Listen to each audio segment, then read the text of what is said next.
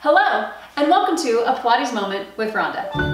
Hi, my name is Rhonda, and today we're going to focus on a special population that's near and dear to my heart, the elderly, or the aging population. Approximately 8.5% of the world's population is considered elderly. Merriam-Webster's dictionary defines elderly as anybody that's especially old or past middle age. Wikipedia defines elderly as anybody that's over the age of 60. I would define elderly as somebody that's older but needs assistance.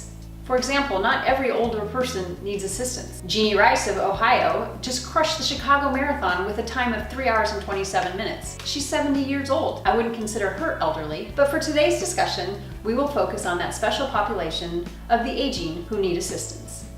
This is Ginny, and she is my mother-in-law, and she's never done a day of Pilates in her life.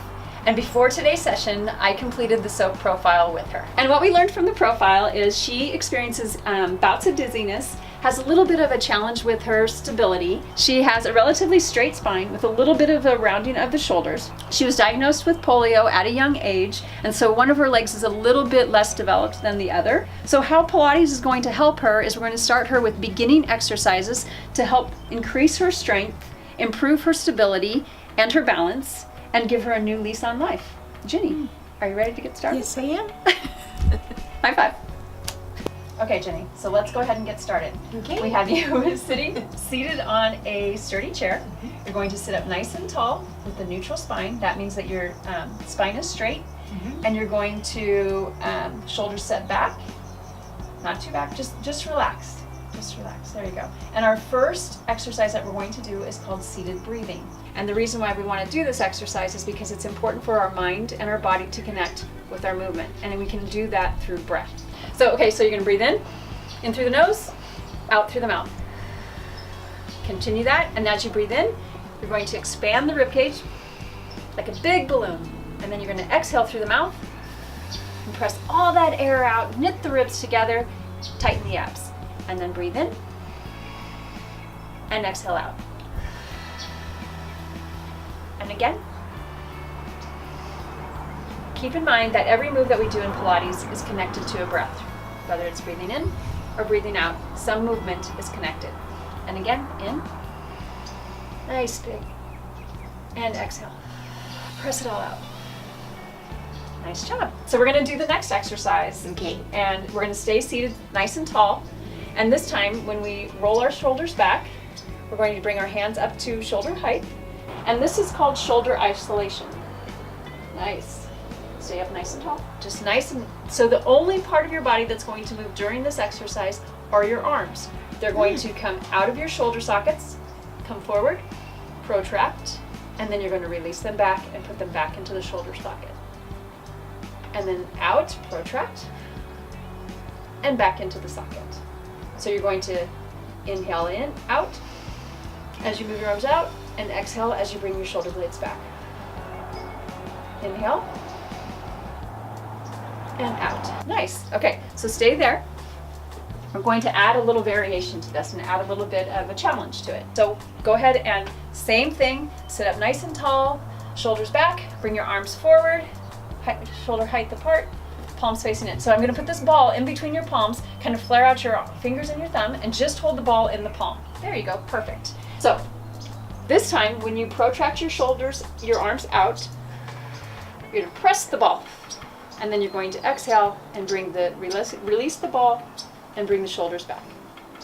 And protract out,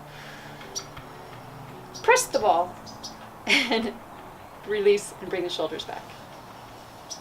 And protract, press the ball, and release, and retract.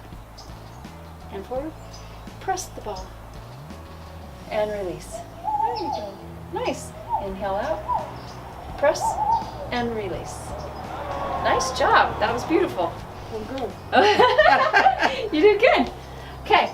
So when you're first starting out with your active aging clients or your inactive aging clients, you want to be mindful of the type of exercises that you use. First, I would recommend starting with a simplistic program for them, like the seated breathing, the pelvic rocks, the lowering, lifting of the arms, arm circles, spine twist, things like that that will help them just to find that mind-body connection. Just find those simple moves that they can connect with and add variations to it. Maybe they do a swim, or they add a ball or the magic circle. But be mindful of where they are and how they start, and just be real simple in the very beginning. There's lots of different things that you can do that are simple yet effective for that aging client. I want to share why I am fond of the elderly community and why it's important that we maintain a fitness program for that special population. My grandmother was diagnosed with dementia at a late age, and when she was taken to a facility that could help her, one of the things, like, she kept falling, and even though she had a walker, she continued to fall, and the doctors told my mom that it was because she had led a very sedentary life and she didn't have a lot of muscle tone, and so her muscles actually couldn't hold up her skeleton, and so it had a tendency to fall.